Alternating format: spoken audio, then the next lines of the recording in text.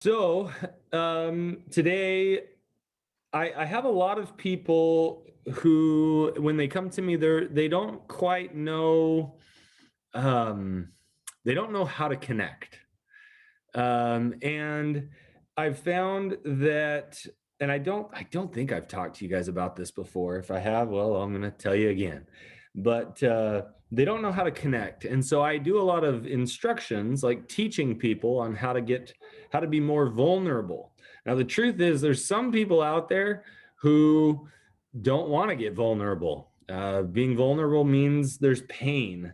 And so the more vulnerability that we get, the deeper intimacy that we have with somebody, the higher risk there is for pain, the higher risk there is for wounding, attachment wounding, right? But I actually have to teach people, like, especially people who are struggling with addiction. And oftentimes, those of us who are in relationships with people with addiction, we kind of start to isolate. We start to live life alone, in part because it's just too painful sometimes to have people see how unmanageable our lives are. But when I teach them, hey, you need to reach out, you need to get connection, you need to find a support system, you need to build healthy connection. One of the questions they often ask is like, how? And First of all, I tell people, try to find places uh, where the people that you want to be with hang out, right? If you don't want to date somebody who, uh, for instance, or if you don't want to meet somebody who hangs out in bars frequently, then don't go hang out in a bar to try to meet people, right? Now I realize it's kind of tough in times of COVID of trying to find places to meet people and places to connect and ways to connect, but you're gonna end up finding people in the types of people and the types of places that they are. So, but when we meet people, the lowest level of vulnerability is really just like friendly greetings, right? And it's more of like acquaintances. I don't know how many times you just say hi to somebody, and hey, how's it going? And really, I'm not asking you how you're doing. I'm just saying hello. And then once we get further, we start getting into like general interest, and we start asking, we ask people, oh, what do you do for work? And oh, did you see this movie? What sports do you like? Whatever it might be. And, we get a little bit deeper when we get into general interests. And then you get a little bit lower, and the next rung down is passions and talents. What do you like? What do you love? What are the when you don't have to be doing anything, what are the types of things you enjoy doing? Get even deeper, and you get into like family relationships, and then you start asking people, who and why do you love? And keep in mind, if somebody right, if you want to hurt somebody, start going after someone they love, start going after the people that they're close to. So obviously there's higher risk, deeper intimacy.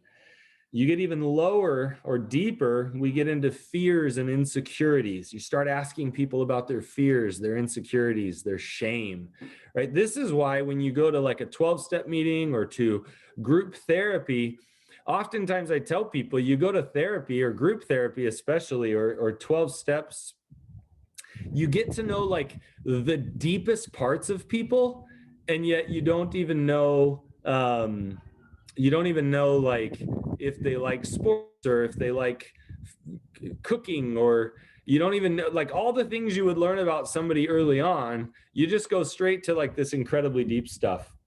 And then you get even deeper, you get down to somebody's longings. What do they hope for? What are their dreams? And also within all of that can lie our shame. What I long for is also where my shame often is. Whether it's because I long for it and I believe it's my fault that I don't have it, or whatever it might be. And so, as you can see, in getting to know people, I've made the mistake as I've become a therapist. I did a decent amount of therapy as a kid too, and I oftentimes would just dive deep with people, and I would often kind of laugh like, oh man, like even even as a teenager, as a young adult, it was like people would say, "Hey, you ask questions that make me uncomfortable," and I think I was just preparing to be a therapist, I guess. But it's because there was a part of me that's like, well, why are we wasting time? But part of trust building is actually going through some of those social norms to get to know people, to spend time finding out what people like without getting into deep and heavy, scary places. I know I oftentimes, even now in my adult life, sometimes I'm like, man, why are we wasting time talking about the weather? But but I think it's important to go through some of those stages before we get to the really deep things, so that we can. That's how trust is built. So I kind of wanted to open it up, see if this spurs any questions or comments. I see that we also have some questions, but Scott, you usually start off with some good questions on what I teach. So what do you got? Sure. Just a reminder, everybody, type your questions into the Q&A. We will get to them, hopefully all of them today, but as many as we can. But the sooner you get them in, the better. One of the things, connection and vulnerability increases our risk for pain. And one of the things I see with recovering sex addict couples is the sex and the betrayed partners often complain about this. The sex addict is connecting with his therapist and the people in his group and the 12-step and his sponsor, and then friendships, and the betrayed partner is still the one that is kind of isolated out here. And I always say it's because you're the one that can hurt him the most. You're the one he cares the most about. So it's this double-edged sword. Oh, Do you yeah. see that, and what does it look like, and what can people do about that? Yeah, it's a tough thing, because one of the most painful parts of the process when I'm working with somebody, especially if they're struggling with addiction, they don't know themselves. And that's the hardest thing, because here they've had this very loyal spouse who's stuck by them, even though oftentimes they've traumatized their spouse. And yet the spouse is sitting there saying, you're opening up to these other people, you're being vulnerable to your therapist, you're being vulnerable to people at 12-step. When am I going to get to know you? When am I going to get your vulnerability?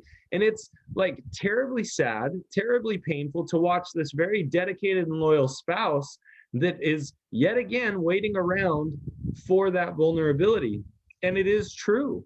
The people we are closest to have the greatest opportunity to hurt us. And when oftentimes when they're learning how to be vulnerable, they're withholding that vulnerability from the people who can hurt them the most. You can get rejected by somebody at 12-step and you're frustrated, but it's not going to hurt nearly as bad as your wife or your husband rejecting you, right? And I think a lot of times in relationships, think about this for yourself.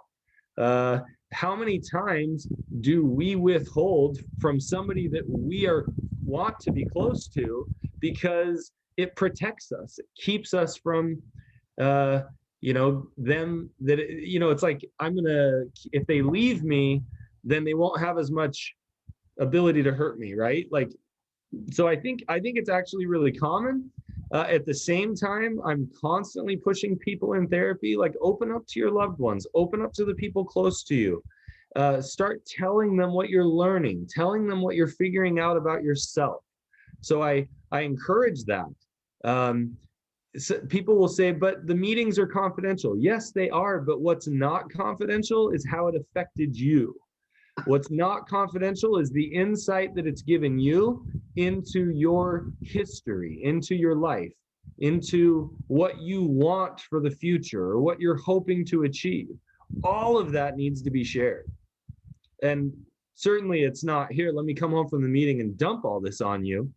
But we need to get out of the habit of having secrets.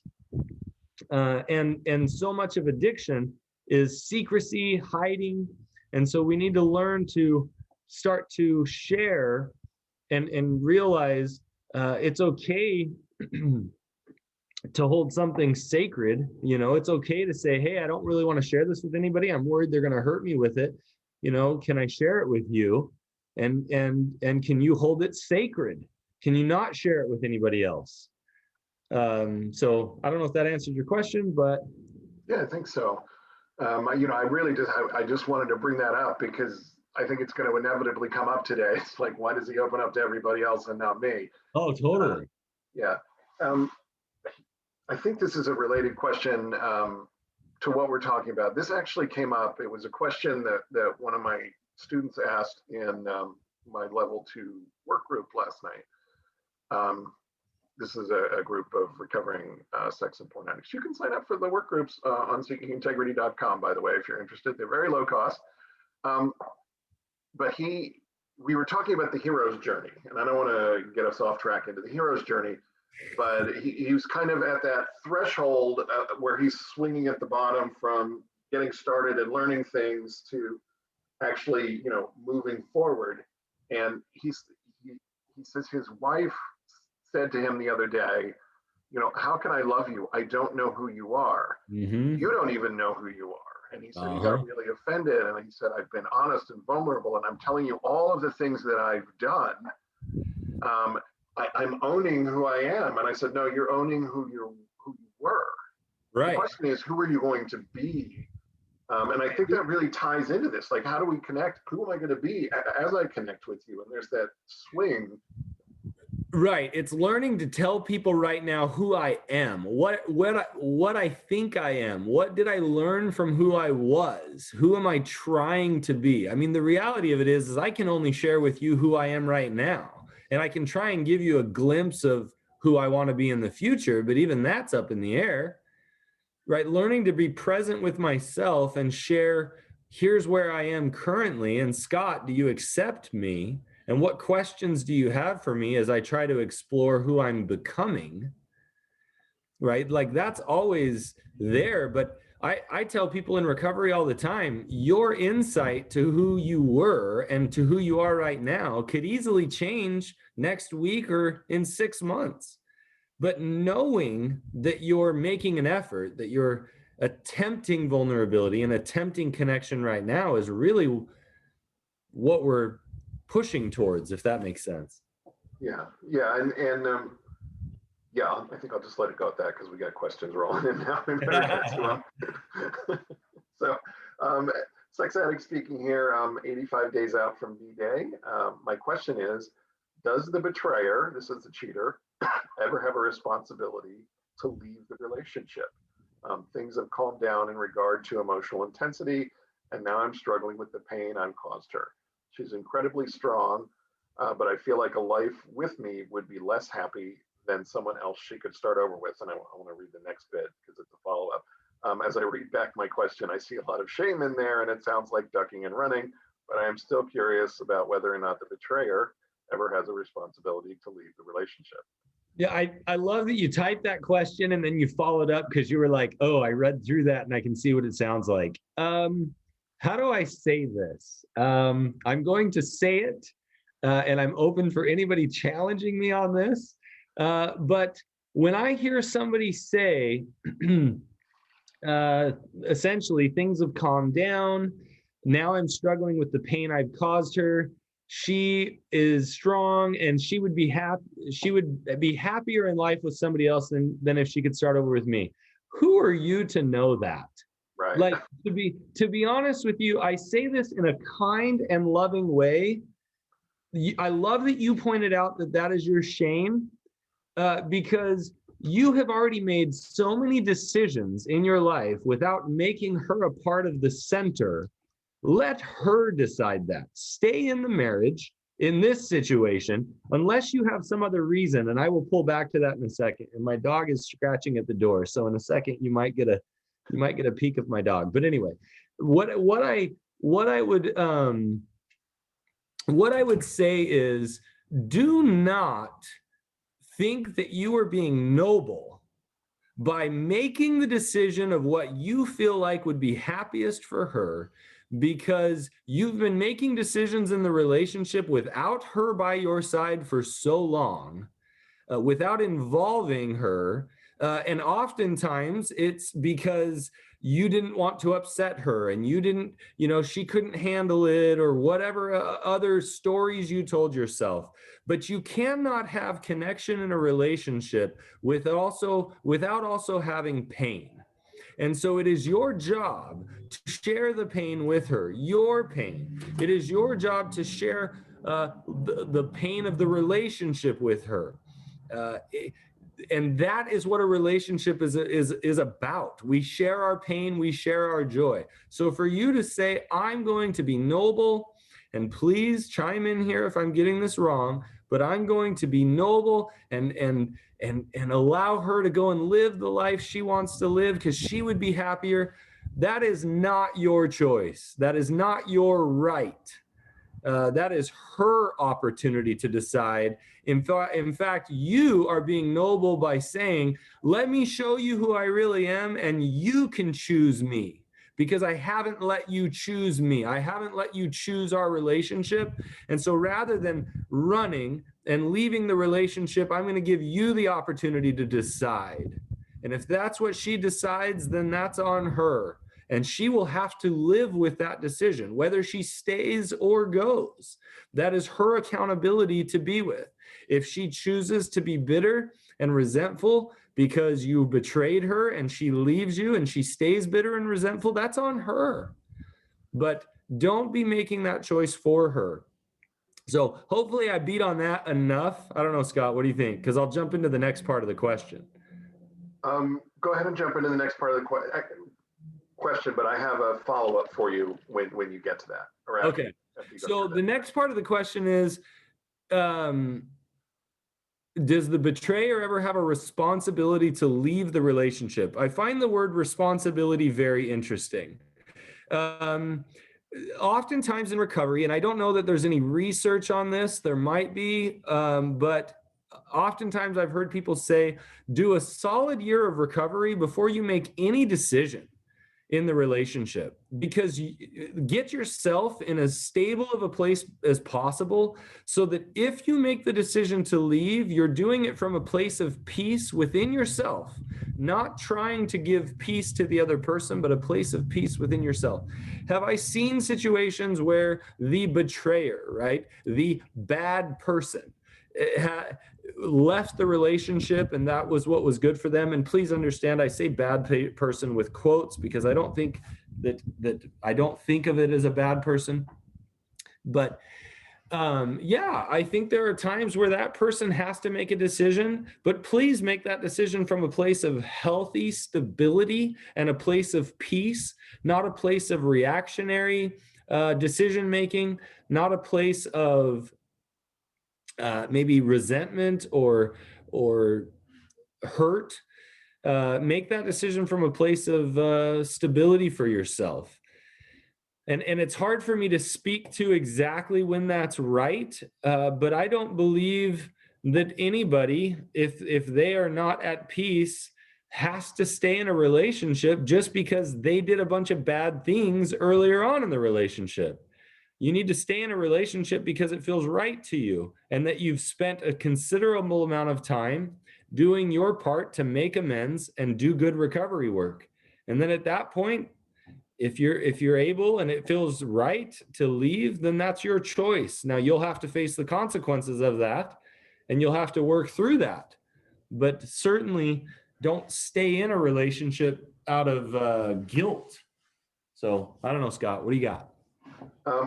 Well, a couple things. I just want to throw out that I think, in my experience, and you can comment on this yourself, Matt, 85 days from D-Day, most sex addicts are just awash in shame. Yes. And it sounds like you're awash in shame. That's fairly normal. Yep. But my real question for you, Matt, is how can you were talking about, connecting and being vulnerable and honest. How can he share this fear without it sounding like I really want out, but I'm putting the onus on you, or I want you to break up with me, or I want you to tell me to break up with you because secretly I can't tell you that I want to do. I mean, this could easily be misinterpreted by the betrayed partner as, oh, he wants to end this, but he just doesn't Right. have the cojones to say so. Right. It's really interesting to me how many people, well, we say things all the time, and what we actually mean underneath can be so varied. And so people will say, "Well, my spouse told me this, and therefore it means such and such." And I always push people. It could mean a dozen different things, right? That's why we have to go back and ask questions. That's why we have to get curious with them and try to stay out of judgment as long as possible. But I mean, there's several ways that if it were me, I might go to my spouse and say, "Hey, I'm really struggling with a lot of," I guess it depends on what these thoughts are for you. So let's say you have thoughts that sometimes I wonder if you'd be happier with somebody else. That if I would do you a favor and let you go be with somebody else, sometimes I wonder if that would be the right thing for me to do. I might say that it would be an okay thing possibly to approach your spouse and say, "Hey, honestly, I have these thoughts a lot. I think it's my shame. I think that I'm starting to realize how much I've hurt you, or I'm starting to have to own up to how much I've hurt you. And sometimes I wonder if your life would be easier if I just left. Sometimes I wonder if my life would be easier." I mean, think about it. How many people have thoughts of, "Man, if I could just start with a blank slate, things would be easier." I don't know that that's true, if I'm being totally honest with all of you. I think we think that. But and so I think sharing some of those fears, say, "Hey, these are my fears. These are my concerns. These are the stories that I tell myself." Don't present them as facts. Don't present them as truth. Present them as the stories you tell yourself because you wonder if things would be easier. And then have some conversation around it. But these are pretty deep, vulnerable conversations.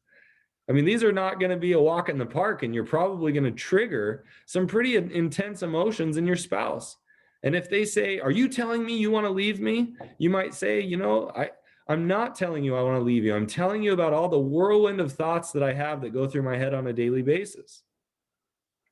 Yeah, but that's a tough one because we've talked about how easy it is to misinterpret, and like this is probably one that needs to have the couples therapist. Hopefully there is one. Yeah, I mean, the truth is, anything that feels to you like you need to have a couples therapist present, then have a couples therapist present, right? You know your pattern, you know the cycle, the negative cycles that occur in the relationship as well as anybody.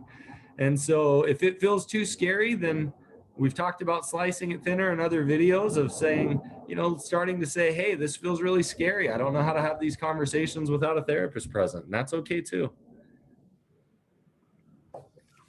Okay, I was kind of reading ahead on this next question. According to my sex addicted husband, as he had more and more Tinder and bar hookups over the years of our marriage / his addiction, he realized how messed up this was compared to our genuine connection.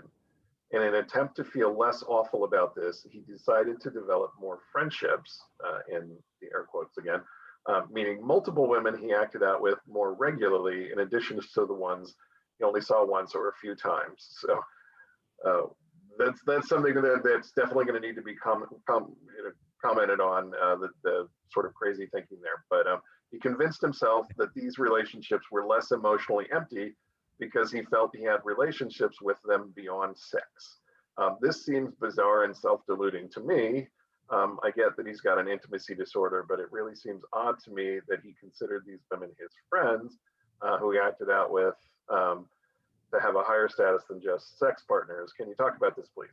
So there's a lot packed into that. Yeah, no. So there's a lot going on there. And so I'm going to change it. Self-deluding, sure. Right. Like, I think anybody. So I guess where I would start out, you did say, I get that he's got an intimacy disorder. And so if you start with that and realize somebody who doesn't know how to do intimacy is constantly going to figure out how to develop intimacy in their broken way, right? And so this to me looks like he was maybe having some sense of conscience. And I really struggle to say that because it's like, oh, I can see how shallow Tinder and bar hookups are. Boy, I should try to get to know people first. And it's like, right, what about your spouse at home? What about yourself? What about trying to get to know yourself first? And I'm not trying to be shameful. I really am not, right? When you understand that this is somebody who craves intimacy, desires it, but doesn't know how to do it, they're just going to escalate their terrible behavior in an attempt to try and get closer and closer to it, if that makes any sense. And so it's not uncommon. I've seen this regularly, where behavior escalates from one thing to another as they're searching. Um, I've found I found that spouses sometimes feel more at peace when it's just anonymous, than it is like emotional. The truth is, it's betrayal and it's terribly painful regardless. And so um, I don't think that it hurts any less, whether it's somebody hooking up or whether it's somebody that has developed faux emotional relationships, because the truth is he didn't develop it with you, and that's terrible. And then he betrayed you. He betrayed some of the most sacred and intimate parts of your marriage. And so uh, I would love for you to ask me some more questions. Other than me commenting on it doesn't sound outside of the norm of a very unhealthy person that's trying to find how to fill the hole within themselves and drags you along in the pain. And so I'm terribly sorry for you, and I'm terribly sorry for him. And I hope he's getting the recovery he needs and he learns how to do intimacy. And it's a long road. Learning how to do intimacy gets more and more difficult the older we get. It's totally doable. So I have hope for him and I have hope for you. But gosh, yeah, lots of deluded thinking there for sure. Yeah, and I just want to sort of jump on that bandwagon. I mean, as a recovering addict, looking at my thinking when I was in my active addiction, it was insane. I mean, denial is a house of cards. You know, it's one lie built on another lie, built on another lie. And the person I'm lying to the most is myself. Um, and everybody else, could see through all of my craziness. They just see right through it, but I couldn't, because, I created a base of lies that I and convinced myself they were true. And then it was easy to put more lies on top of those lies. And it just got really, really crazy. Um, and Well, the way, and yeah. one of the most difficult things about the house of cards, those layers and layers of lies, is that typically in order to feel somewhat decent about ourselves, we have to convince ourselves that there's like some shred of truth in there that justifies our very terrible behavior. And so to come out of that and have to face all the pain and the reality of this crazy making we've done in our own head, is just this terribly painful thing. And I've seen people just give up on relationships in life just because they don't want to have to face that. And it's so sad because it is faceable, but it is a house of lies built on lies that we most usually convince ourselves has merit. Is that what Yeah, you're saying? yeah, and yeah, it's just wacko. And the betrayed partner here is clearly seeing through this insanity, hence this question. Oh my So gosh. I mean, stick with your instincts. If your instincts tell you it's bizarre, because that's Absolutely. bizarre, Right. but It's not bizarre uncommon. from somebody who knows how to do intimacy. Dare I say, it's common sense, right? In the idea of people kind of go, yeah, no, that doesn't work, right? So the intuition that you have that this isn't right, that this isn't normal, is solid. So hang on to that intuition and don't let it go. Yeah, and just to also to piggyback on, you said you're not sure that the emotionally connected versus hookups is any more or less painful. It, and I've never been a betrayed partner, but I'll ask you to either confirm or deny this. But generally, and this is what I've been told, what hurts the most is not what happened. It's the secrets and the lies and the manipulation and the gaslighting to cover it up. Ultimately, that does more damage than what actually happened. I try and teach people all the time that the most painful thing, the worst thing we can do in a relationship is not have an affair, right? The worst thing we can do is lie, because it erodes the foundation of a relationship, which is trust. Yes, having an affair is incredibly damaging, right? I don't want to diminish that at all. But the lying about it is the insanity, if you will, right? The lying about it is the part that really tears a relationship apart. You can't have a relationship without trust. You can't have a relationship without truth and vulnerability. And so that's one of the reasons I push people struggling with addiction all the time. It doesn't matter if you slip up. You have to be honest about it, right? The most important thing is being honest about it. Of course, we're not encouraging slip ups. We're not encouraging mistakes to be made. Of course, we want healthy living. But the lying about it is what has destroyed your relationship more than anything. Yeah. So, okay, the next question here says, what do you think of therapists or groups telling the betrayed partner that they need to be safe before the addict can be honest? I'm sorry. I laugh because I realize what a conundrum that is, right?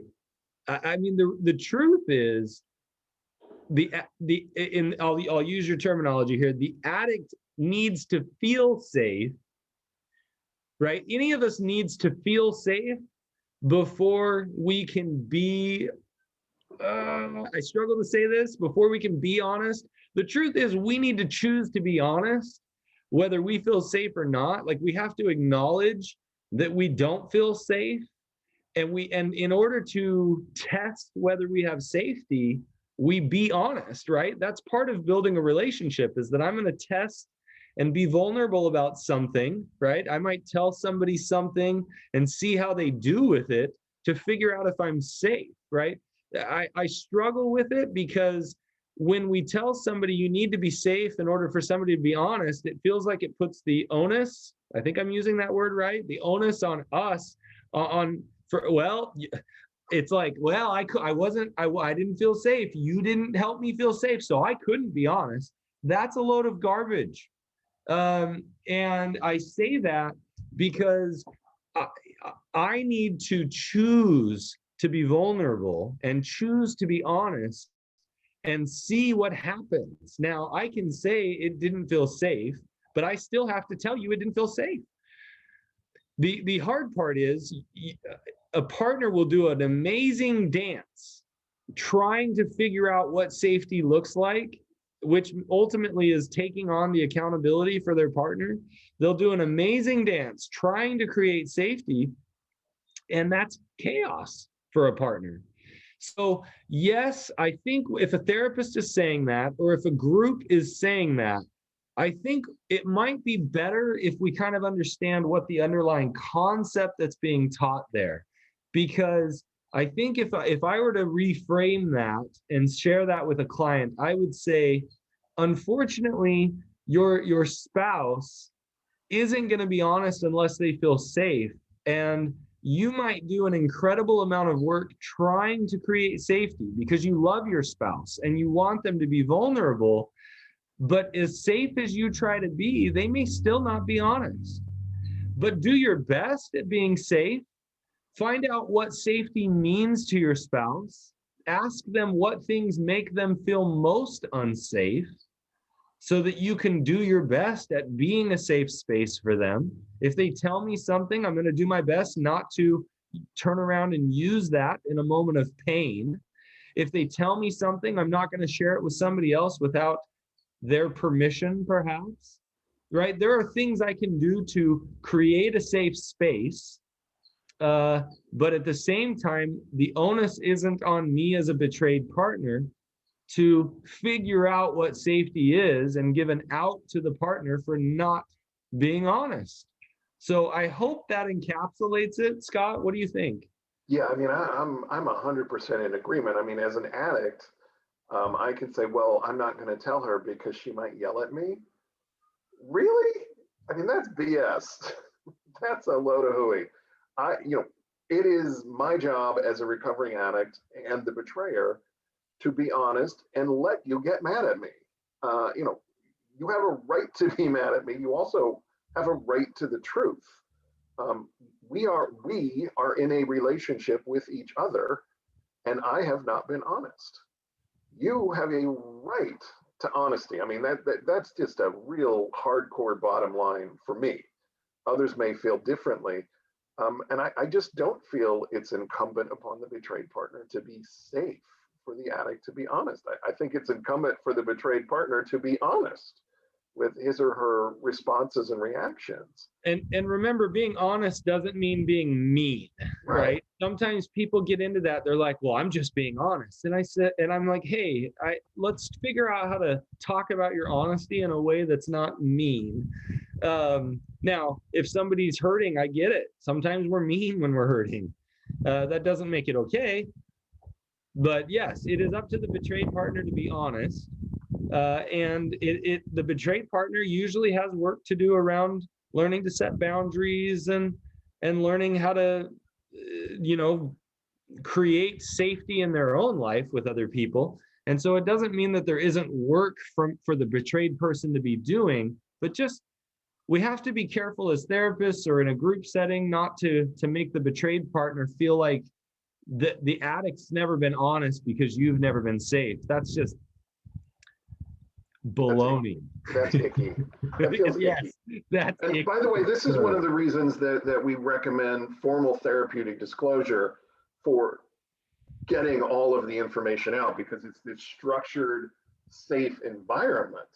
Correct. Safety is created for both partners through the environment and the process, rather than just leaving it incumbent upon two emotionally labile individuals to be safe for each other. Right. Absolutely. So, all right. How do you help the addict understand that he did a lot of assuming for you in the relationship now that recovery has started, and he is still in denial? Yeah. So, yeah, addicts assume a lot. I like this question.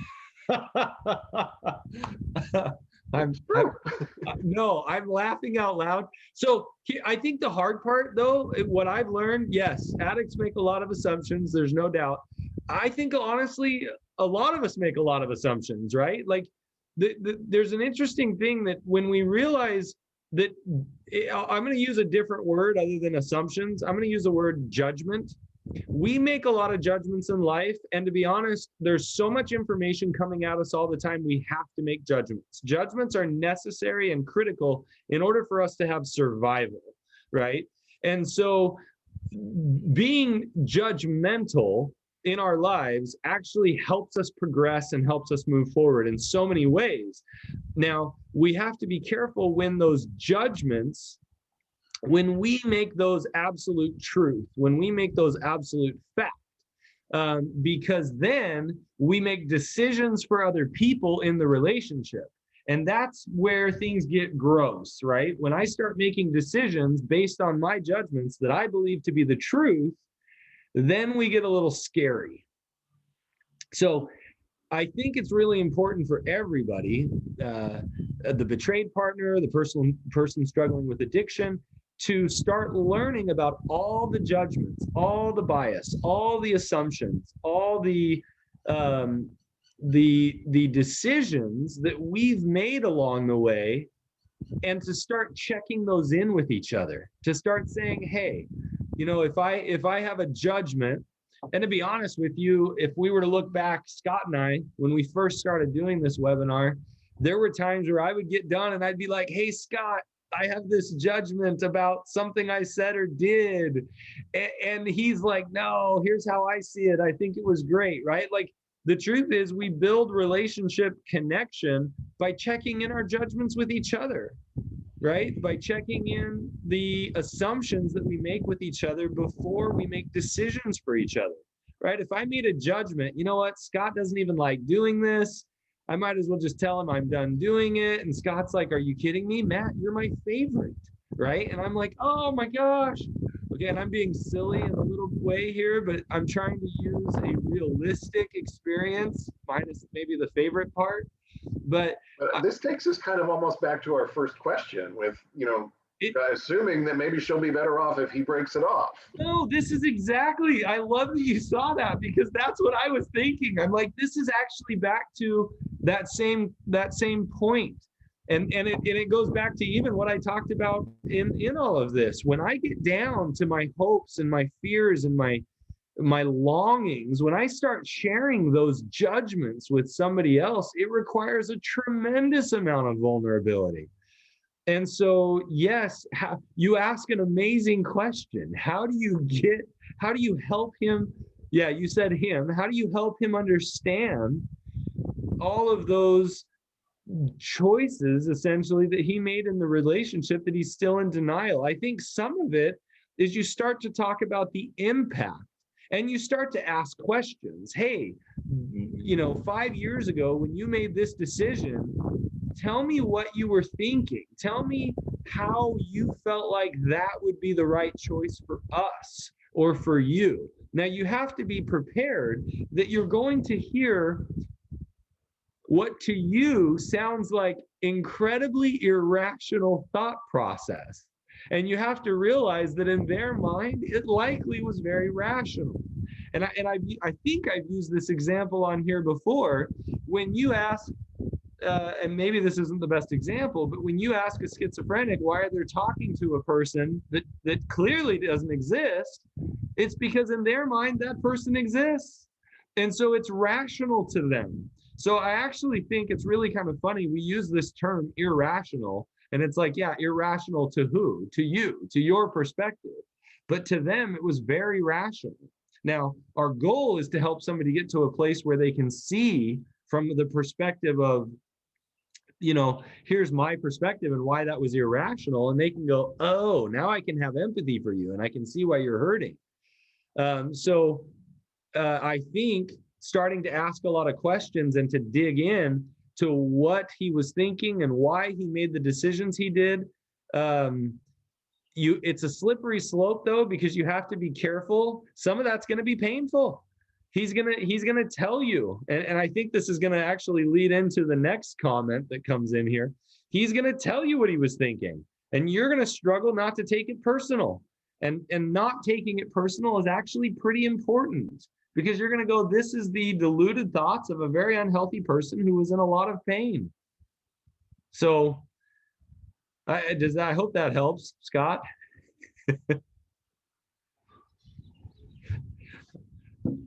You're muted. Okay, yeah, that was great. Follow up on the sex addicted husband with the friends. Yes, I think the manipulating and gaslighting was the worst, but I do find the supposedly more intimate relationships more hurtful than the others. There's also another layer of betrayal in the time he spent with these friends beyond sex, sharing their problems, hanging out with them, showing interest in their concerns and feelings, instead of spending that time and effort with me or our kids. And yeah, that's an extra layer of betrayal. Absolutely. Oh my gosh, right? Because think about it. When somebody is choosing to act out in their addiction, they are choosing another attachment, right? And it's tough because you think that they're choosing those other people, and the truth is they're choosing their addiction, they're choosing that other competing attachment instead of choosing you. And so it feels like they're choosing other people, and the truth is they have, those are worthless relationships that have very little substance to them. But really, you're grieving the loss, you're grieving the pain of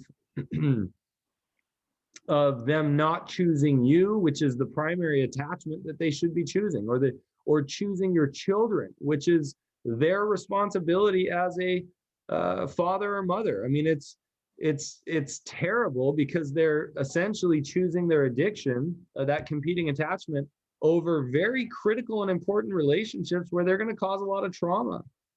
And so it's a terrible loss, which is often one of the attachment wounds that you're going to have to process as a recovering spouse, and your children are going to have to process.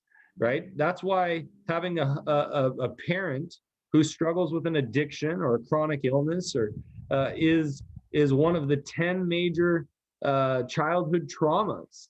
And so it's terrible. Um, so I hopefully I spoke to that well enough, but so painful. Yeah, yeah, absolutely. This next question that I'm going to go to, I'm going to skip one here, Matt. What if I Okay. can't stand to have any more disclosures? Yeah. I've been trickle-truthed so much that I don't know how to recover. My addict spouse cheated during the whole relationship, even though he's in a very good place now. I'm also someone who comes from a family where my stepdad had affairs and was addicted to porn. How do I heal? I'm in recovery too. Maybe you can talk about what trickle truth or death by paper cut or whatever that is kind of first, and then address this. Oh my gosh. Right. So the problem with death by a thousand cuts, trickle truth, right? These are little tiny disclosures, micro disclosures, whatever you want to call them, over typically a long period of time. And they oftentimes in those moments, the unhealthy, I almost said irrational thought process that's going on for somebody struggling with an addiction in that moment is, let me see if they can handle this. Okay, well, let me see if they can handle that. And let me share this much with them, and maybe that'll help me free up my conscience, and then I'll never do it again. And they're managing their own emotions. They're managing your emotions. It's a terrible way to do disclosure. Absolutely awful. And when we talk about disclosure, and I've spoken about this in previous webinars, you want to have a more formal disclosure. And so, once there's been a full disclosure, a full formal disclosure, I highly recommend that's done with a therapist who has either a lot of experience or certification in addiction, who has training in disclosures. I highly recommend training in disclosures. And then you can go through that process with somebody who knows how to do it. And I often have to tell a partner, stop asking questions until you get to the disclosure. Ask all the questions you need to ask to your therapist, have your therapist give all those questions to your spouse's therapist, and then do a formal, proper disclosure so that we're not continuing to wound. And then once a formal disclosure happens, we have a rule that any slips are disclosed within 12 hours. And as a spouse, you can decide how much you want disclosure to be, how much detail you want to have shared. That is certainly up to you. But the truth is that if you continue to have a trickle disclosure or death by a thousand cuts, you're going to get so worn out that you're going to quit. And that's scary. You are in recovery too. I have had times where a partner in recovery has said, hey, I know you're probably going to have slips, but I don't even want you telling me slips for the next couple months while I work on my recovery work. Check them in with your accountability partner, check them in with your therapist. And I recommend you try and figure out if this is right for you with your therapist, by the way. But if that's where you're at, you can set a boundary and say, I don't want to know slips right now. Just tell me you're being honest with somebody about what's going on with you, but don't tell me slips. That's an okay boundary to set if that's something you need in recovery in order for you to get the grounding you need. So hopefully that answers that. Oh, you're muted. Muted again. Part of what you can do to help yourself is you're doing right now. You're here, you're talking about it, you're getting it out. The feelings that we keep inside, fester, and we get it out this way. But I can't recommend enough. Full therapeutic disclosure. Avoid that trickle truth. It's horrible. Oh. Okay. Hi, Matt and Scott. What is the intimacy issues the sex addict has that would cause him or her to act out and not be satisfied with being intimate with the spouse? So what are the intimacy issues that drive sex addiction instead of just turning to the spouse? Well, interestingly, I mean, I could be wrong. I actually feel like the question really is, and this, because I hear this question all the time. And so please clarify. I mean, we could talk about some of the intimacy issues that fuel sex addiction, but it feels to me like this question is, why, when I am a willing spouse, why, when I am willing to be intimate, and I'm not just talking sexually, I'm talking emotionally, Why, when I am a willing participant in the marriage, do they choose to go somewhere else? And that's what it feels like the question here is. And that is a great question. And the terrible truth there is because you're real, because you have the ability to actually connect. And if you have the ability to connect, you also have the ability to hurt. But an acting out partner or alcohol can't hurt them. I mean, it terribly hurts them. Don't get me wrong. It's an awful way of living because there's no joy there either. But it's so scary, it's so potentially painful for them that they will choose an unhealthy relationship before they will choose a real relationship. And so it doesn't make a lot of sense to somebody who craves intimacy. I mean, this goes back to kind of the beginning of our discussion where we were talking about betrayed partners are always the last one invited in the recovery process. It's you're the person who can hurt the sex addict the most because you're the person who matters the most. So for him or her to be vulnerable with you is really scary. Right. But it's counterproductive for the addict. I so desperately crave this connection, and here you are offering it to me, but I'm afraid that you might hurt me. So I'll go for the easy fix. Well, I'm going to go for the fix that I know that I can control. And that's the thing about relationships that actually make them so powerful and so meaningful is that I give it the freedom to be what it is going to be, and I'm not going to control it and manage it. That's what makes relationships powerful is that they become an entity unto themselves. And somebody who struggles with addiction doesn't want to risk that. And oftentimes it's because the relationships they had when they were younger didn't go well. And so they don't want to risk the pain they've previously had. And so it's the most confusing thing to somebody. And I said earlier, it's confusing to somebody who craves intimacy. The truth is an addict craves intimacy too. They crave intimacy, but they won't take on the actual risk of real intimacy. But you as their spouse are craving intimacy with them. You likely have healthy intimacy with other people. You have emotional intimacy with other people in your life. And you keep looking at your spouse wondering, when am I going to get the intimacy with my spouse I've always wanted? And the truth is, while they're in addiction, never. And that's terribly sad and terribly painful. But if they're in recovery, they can learn slowly. And hopefully they get to a place that it's a satisfying level of intimacy for the both of you, or at least you're on a path towards that. Yeah. Yeah. And I just want to say, and Matt and I think we say this almost every time we're together, is relationships really can heal, and they can actually be not only as good as they were, but better than they ever were, because the addict learns how to be more vulnerable and how to connect. I mean, the whole topic of today's thing is connection and vulnerability.